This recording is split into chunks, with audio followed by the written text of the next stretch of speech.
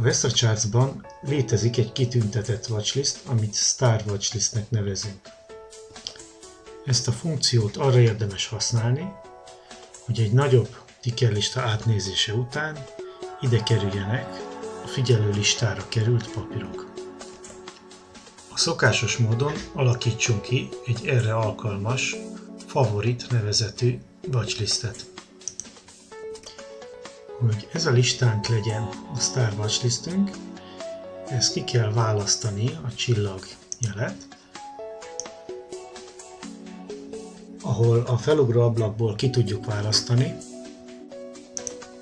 a most megkreált favorit watchlistet, vagy bármelyik watchlistünket, amelyikbe tickereket szeretnénk gyűjteni ugyanezzel a módszerrel. Ezt kijelöljük és elokézzuk, akkor a ticker kódok előtt lévő csillagfunkció bekapcsolásával ebbe a listába tudjuk gyűjteni a figyelős papírokat.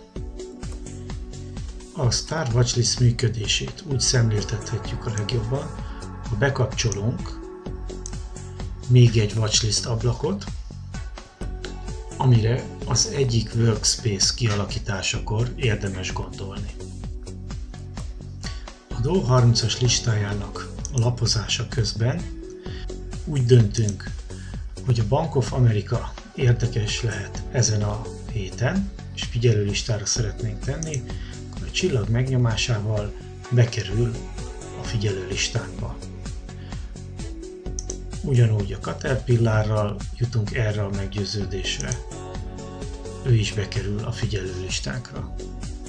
A figyelőlistáról ki tud kerülni, akárhol megnyomjuk a csillag gombot, vagy hogyha újra aktiválni akarjuk, az újra megnyomásával része lesz a kedvenc listánknak.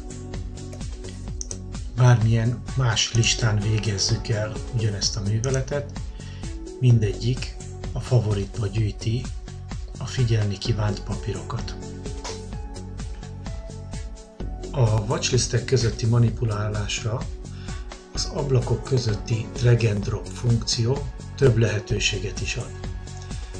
Például, ha párhuzamosan bekapcsolt watchlist ablakok vannak, attól függetlenül, hogy a Star Watchlist nincs bekapcsolva, rákattintva és megfogva egy tickert át lehet helyezni a másik watchlistbe.